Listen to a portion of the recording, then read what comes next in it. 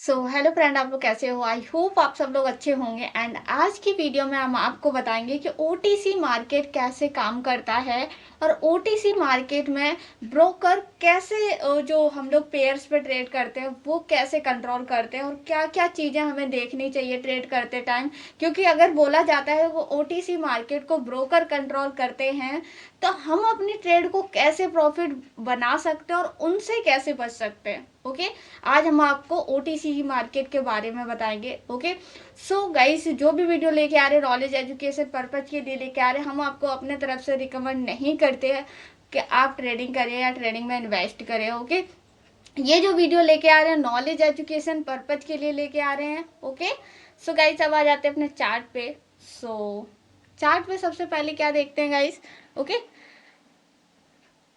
Okay, सो 1 minute में जितने भी लाइव मार्केट के करेंसी पेयर है मैं उनको रिमूव कर देती हूँ एंड ओटीसी मार्केट के हम लोग करेंसी पेयर्स ले लेते हैं। Okay, so guys, okay, USD VDT OTC,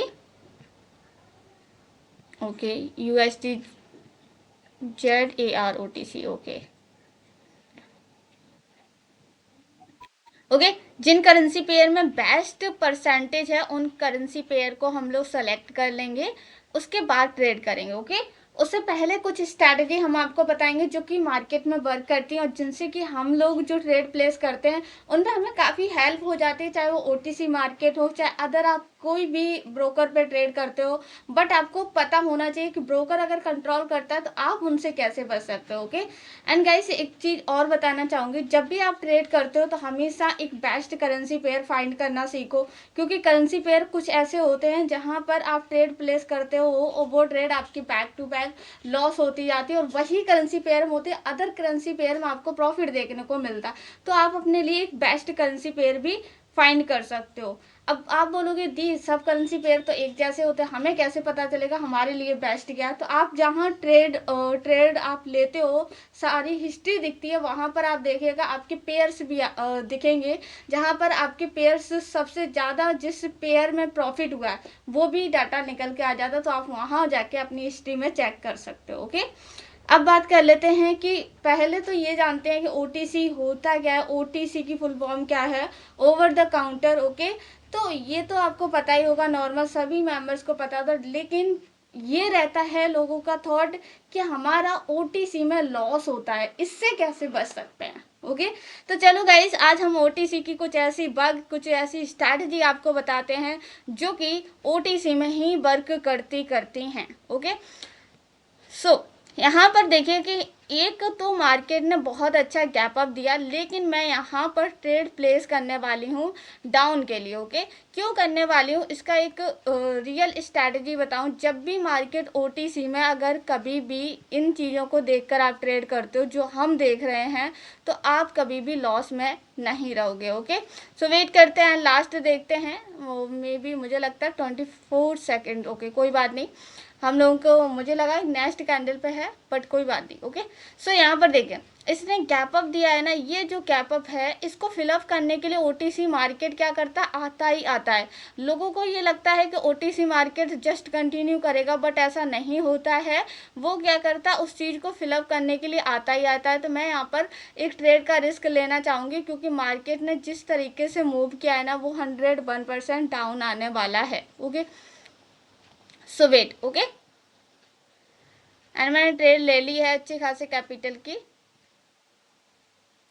okay, और ये ट्रेड देखना हमारी 101% आईटीएम होगी। क्यों? क्योंकि ओटीसी मार्केट कभी भी अपने गैप को नहीं छोड़ता। ये सबसे बड़ी चीज़ है कि अगर ओटीसी मार्केट में गैप हुआ है और नेक्स्ट कैंडल में कोई मूवमेंट हुआ, या फिर पिछला मार्केट हमारा कैसा था, जैसे कि यहाँ पर देखें, यहाँ पर पैटर्न बन रहा था लेकिन मार्केट ने गैप अप दिया, तो रियल गैप अप होने के कारण मार्केट ऊपर गया। और ये भी पता चल रहा है कि मार्केट में क्या एक्टिव है, बायर्स एक्टिव है सेलर की अपेक्षा। लेकिन जो गैप हुआ है ना उसको कभी भी ओटीसी मार्केट नहीं छोड़ता है। और मुझे लगा था, जो मैंने पहले ट्रेड प्लेस की थी, वो मुझे लगा कि नेक्स्ट कैंडल पे लगेगी, तो मैंने ट्रेड का रिस्क ले लिया था। अगर इस कैंडल का पता होता तो मैं ट्रेड का रिस्क नहीं लेती, और सारी की सारी हमारी ट्रेड आईटीएम देखने को मिली हैं। ओके, तो आप लोग देख रहे हो कि कितना ज़्यादा उसने गैप दिखाया। तो इन गैप को ना हम लोग फ़ायदा उठाते हैं, क्योंकि ओटीसी मार्केट और एक चीज़ और स्ट्रैटेजी है जो कि 101% मार्केट में वर्क करती है, वो हम आपको आगे बताएंगे, लेकिन उससे पहले इस गैप के बारे में पूरा समझ लेते हैं। ओके, देखो गाइस, यहाँ पर गैप दिया तो उससे क्या हुआ, हमारी ट्रेड प्रॉफिट हुई। एंड सेकेंड, ये गैप जो दिया था उससे हमारी और डीप बिन ट्रेड हुई। पूछे क्यों? क्योंकि जब यहाँ पर गैप आया तो मार्केट ने क्या दिया, एकदम उछाल के बनाया। जबकि अगर देखा जाए तो कैंडल क्या बनी है, एक शूटिंग स्टार कैंडल की तरह बनी है, जिसमें विक ज़्यादा रह गई, बॉडी बहुत कम थी। इफ हमारी अगर थोड़ी भी एंट्री इधर उधर लगी होती तब भी ट्रेड लॉस हो जाती, या फिर हम जो गैप हुआ है उस गैप को अगर नहीं समझ पाते तब भी हमारी ट्रेड क्या हो जाती, लॉस हो जाती। ओके,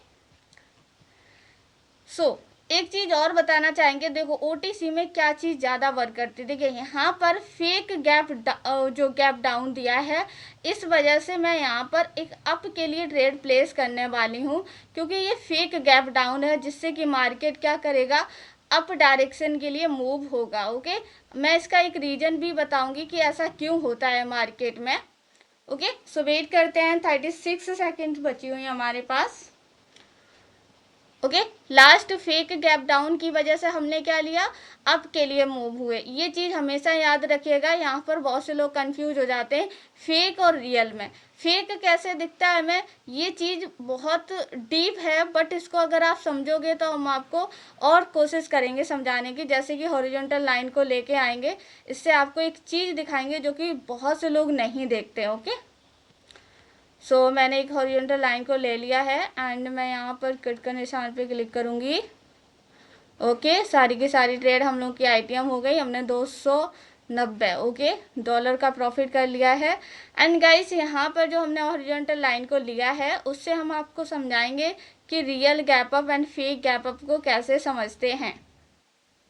सो मैंने ये जो आप देख रहे हैं ब्लू लाइन हमारी लग चुकी है, एंड नेक्स्ट इसको कॉपी करेंगे, थोड़ा सा नीचे आइए, यहाँ पर हम लगा दिए। अब आप ये देखिए कि इस बीच में ये जो जगह दिखी थी, मार्केट ने जब क्लोजिंग करने के बाद ओपनिंग किया था, जस्ट इस कैंडल के जो पिछली वाली कैंडल थी उसके पार्ट को, मतलब थोड़े से बॉडी को लेकर इस कैंडल ने ओपनिंग की, जिससे हम कंफर्म हो गए कि मार्केट ने क्या दिया, फेक गैप डाउन दिया है। आपको जो ट्रेड का प्लान बनाना है वो बाई के लिए बनाना है। ओके, नेक्स्ट कैंडल की अगर विक के अकॉर्डिंग देखा जाए तब भी मार्केट में नीचे सेलर्स कम थे बायर्स की अपेक्षा, क्योंकि बायर्स तब हमें पता चलता है जब हमारी कैंडल की अगर कोई बाइंग प्रेशर ज़्यादा है तो वहाँ पर प्राइस भी तो मूवमेंट करती होती है ना। ओके, दूसरा हमारा ट्रेंड भी बाई था, तो हमें ट्रेड का डिसीजन किधर लेना है, बाई के लिए लेना है। ओके, नेक्स्ट कैंडल, अगर ये कैंडल एक रेड बनती है, नेक्स्ट हम डाउन के लिए ट्रेड का प्लान बनाएंगे, क्योंकि मार्केट अब क्या करेगा, एक ट्रेंड को फॉलो करते हुए डाउन ट्रेंड में मूव होगा। इसकी भी स्ट्रैटेजी हम आपको अभी बताएंगे कि हम ट्रेंड को कैसे पकड़ सकते हैं। Okay, so wait guys. Okay, जैसे ही इस कैंडल की क्लोजिंग होगी हम आपको बताएंगे कि कैसे हम ट्रेंड को पकड़ के अपनी ट्रेड को आईटीएम बना सकते हैं। सो वेट करते हैं। अब आप बोलोगे दी आप डाउन के लिए यहाँ पर क्यों जाओगे, क्योंकि ऑलरेडी कैंडल इतनी दो बन चुकी है, हो सकता है थर्ड कैंडल जब बनेगी तो मार्केट एक ग्रीन कैंडल बना दे। और एक अच्छी बात हो जाएगी, अगर ये विक फॉर्म कर देगा तब तो हम 101% श्योर हो जाएंगे कि मार्केट नेक्स्ट कैंडल एक रेड बनाएगा। ओके, सो मैं यहाँ पर डाउन के लिए ट्रेड का प्लान बनाऊंगी, क्योंकि ये कैंडल एक स्ट्रॉन्ग कैंडल रेड बनने वाली है। ओके, सो मैंने अच्छा खासा अपना कैपिटल का रिस्क भी लिया, क्योंकि मार्केट क्या करेगा, एक स्ट्रॉन्ग रेड कैंडल बनाएगा जिसमें हमारा अच्छा खासा प्रॉफिट भी देखने को मिलेगा। ओके, सो वेट करते हैं एंड लास्ट सेकंड देखते हैं क्या रिजल्ट देखने को मिलेगा। देखो, कोई भी स्ट्रैटेजी है, अगर आप उसको चेक करते हो, बैक टेस्टिंग करते हो, उस पर अच्छा खासा सीख लेते हो, तो मुझे लगता है कि वो स्ट्रैटेजी आपको बहुत अच्छा प्रॉफिट निकाल के दे देगी, अगर आप उसको अच्छे से रीड किए हो, उसकी बारीक चीज़ें समझे हो तो। ओके, सो यहाँ पर हमने क्यों ट्रेड प्लेस की, पहला मैंने ये बोला था कि अगर ये रेड कैंडल बनेगी नेक्स्ट हम डाउन के लिए जाएंगे, क्योंकि हमें यहाँ पर सेलर दिख रहे हैं। सेकेंड चीज़ क्या हो गई थी, मैंने कहा अगर ये विक फॉर्म कर देगा, कैंडल की बॉडी कम रहेगी, तब भी हम डाउन के लिए जाएंगे, क्योंकि यहाँ पर सेलर्स ज़्यादा है। वो कैसे पता चला, क्योंकि अगर कोई भी प्राइस नीचे गई है तो इसका मतलब वहाँ पर सेलर्स थे। अब प्राइस गई है उसके बाद वापस आ गई कुछ सेकंड के अंदर, तो लेकिन सेलर्स तो थे ना, तो नेक्स्ट कैंडल पे हमने इसी वजह से डाउन के लिए ट्रेड का डिसीजन लिया है। ओके,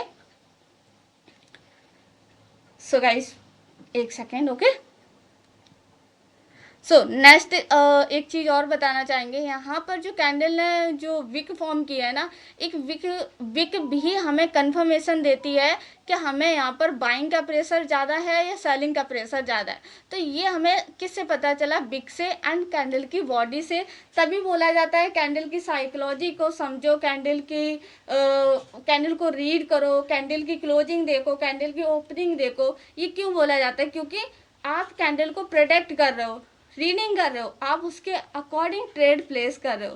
तो आपने देखा होगा गाइस, हम लोगों ने ये भी ट्रेड आईटीएम बना ली एंड सेकंड ट्रेड हम यहाँ पर बाई के लिए प्लेस करने वाले हैं। ओके, सो गाइस हमने यहाँ पर बाई के लिए एक ट्रेड का रिस्क लिया है, बट बहुत कम कैपिटल यूज किया है।